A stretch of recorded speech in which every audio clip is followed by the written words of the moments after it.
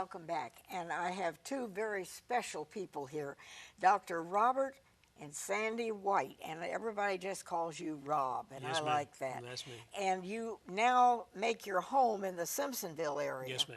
But you've served in many places, and of course, you're a retired minister, and you've been married 56 years, and you 56 have years. grandchildren, and we're just delighted to have you here. Thank And you. you've given your life to God, and you had a special calling Yes, ma'am. that many years you've spent with the people in Cuba. Yes. And we take it all for granted here. Yeah, but nobody can realize the conditions they live in on a day-to-day basis. Well, try to Why don't you talk a little bit about it? tell us the Okay. difference. Well, there's not a lot of room in their apartments or their homes. And usually there are 2 or 3 generations living in that home. Food is not easily gotten. They do have markets that they go to. They can get fresh vegetables.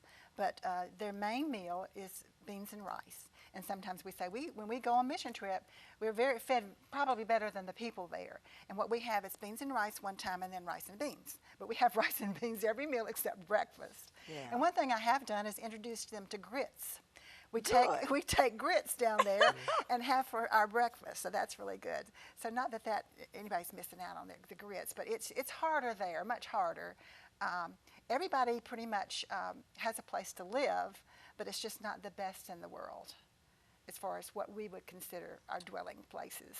And the garbage is not picked up on the streets on a regular basis once a week. Some of it may stay there for weeks. They don't have garbage cans or They don't garbage have garbage bins. cans. You just throw your paper bags down or your plastic bags, and it stays there until it comes by. They decide they're going to clean it up. We have so many things here we take for granted. Yes. We do. We do. Oh, so you take people down there. Now, you've been going down there for a long time. You've been married 56 years and have grandchildren, and you've given your life to God. Yes. And one of the ways you've been called is this mission to Cuba. Yes.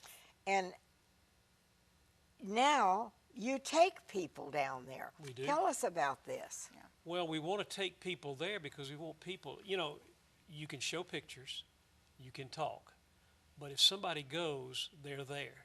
They smell the smells.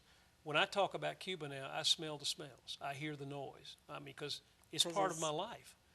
And I think that's what people need to experience. It's not a beautiful tropical paradise. And there's a very beautiful part of the island. It's very beautiful. Beaches are beautiful too, certain places. But it's still an island. It's under socialism. And I always like to tell my American people, if anybody interested in socialism, please come with me. I will show you the result of what socialism is in a few years, very quickly, since 1959, what has happened, what it's become. It's not the pearl. It's not the great liberation we hear today. It's tough. It's hard on the people. The poor today are still the poor before the revolution are still the poor after the revolution. But we want our people to see it, to experience it, to walk in it. And many of them have fallen in love like we have, and some of them now are leading their own teams down And there. you go down there and you minister to people. Yes, we do. What do? Obviously you talk to them. Oh, yeah, we talk to them. We share the Bible with them. We share tracts with them. We do children's ministries in the several nights a week that we're there, and we do the ladies' ministry. The ladies' ministry is so much fun. We ladies that go down will share our testimony, or we'll give a Bible lesson, and then they're great dancers. We'll have fun, and we'll dance, and we'll hear music. It's just really a fun time to be with this exuberant people. And when you go to Cuba and you greet someone, you give them a kiss on the cheek. You do cheek to cheek, kind of like these other foreign countries, but that's their greeting. And it's very personal, and they love everybody. They love their neighbors. Of course, I'm sure there's still some problems, as we have problems with people, but they're just very loving and caring people. And one thing about caring people is they take care of their elderly. They do. Family, to them, it's an honor that the grandmothers, the grandfathers are still in the home. So you'll see. So they don't just have homes ma'am. that they shove the older people into. No, they don't. And they don't take have care of nursing homes. They don't have per nursing se. homes there per se. No. So but the children, it's an honor. They take care of them, and they're glad to take care of them. They respect their elderly much greater than anywhere I've ever seen. So we have some things we can learn from them. We could learn very quickly. Yes. Yeah, we could We send could learn our to live with a politicians lot down there to help less. tremendously. Yeah. And I won't get off into politics, but anyway, yeah. No, that's all right. You're here to say what Yeah, well, this is your time. we just know that God's at work, and we know what God can do and what God is doing. And no matter what anybody tries to do to thwart him or to put him under, he's going to break loose. He's proven it in Cuba. He's Now, proven around the world. You're going again with a Yes, ma'am. group. 13. Do you have, if somebody out there is interested, can they find out more about it and perhaps go with you? Absolutely. And what do they do when it's not just a holiday sightseeing event? They're committed to something. They work. They will share the gospel. And we've literally had people go, and for the very first time, they've had a chance to share their faith. And we've had people for the very first time ever lead anybody to the Lord. And it energizes them. And those people come back here, and they're different.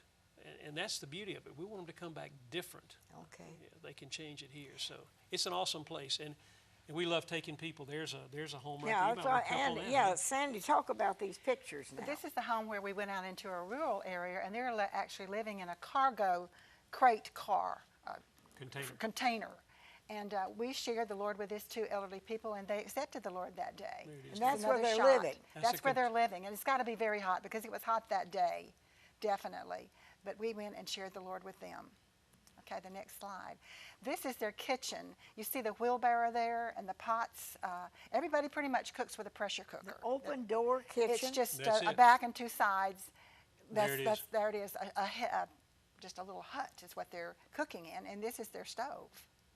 And they come there and actually prepare the food? Oh, that's how they prepare their food, yes. Not everywhere, but Not in the city, but in the rural areas. They don't have a kitchen of their Some own little then. homes would, and they may have a two-burner stove. It's different from a lot of people, but this is one of the most rural kind. And most of them have little, like we have our gas grills, the little butane tanks. That's what they use. Okay.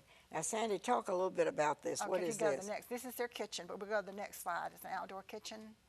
This is one of the kids' clubs that we minister to the kids with, and we always do a Bible story, and we do songs, and basically the leaders of the church will sing the songs because we don't know the songs in Spanish, but we'll do some silly things with them and have them repeat our songs in English, and we always do a craft with them, and they just love to work with their hands. So we just kind of share with those kids. And now this is another view of men playing dominoes. Dominoes is a great outdoor sport, you might say there. As we walk down the streets, there'll be men at a table playing dominoes. Right out in the open. Right out in the open. Now, if you want to see some good-looking cars, boy. There's so many beautiful cars. That's a 55, which my husband and I dated in a 55 when we were young.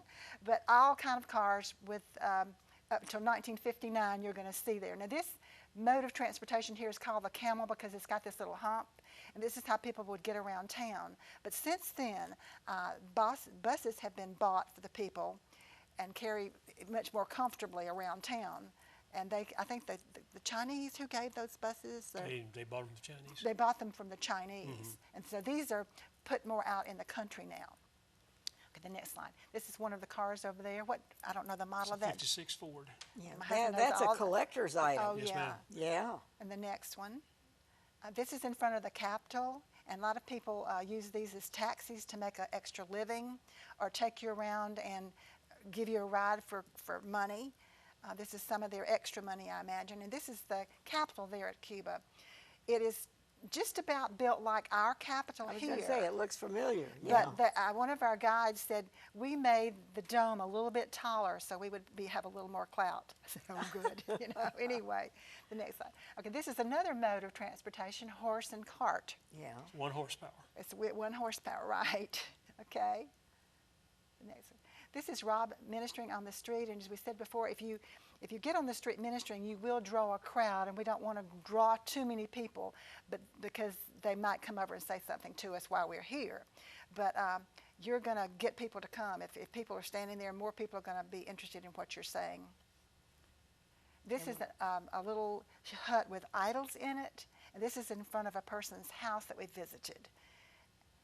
Idols are very prevalent there, and this is the lady's whose house we were at, and her daughter and her granddaughter.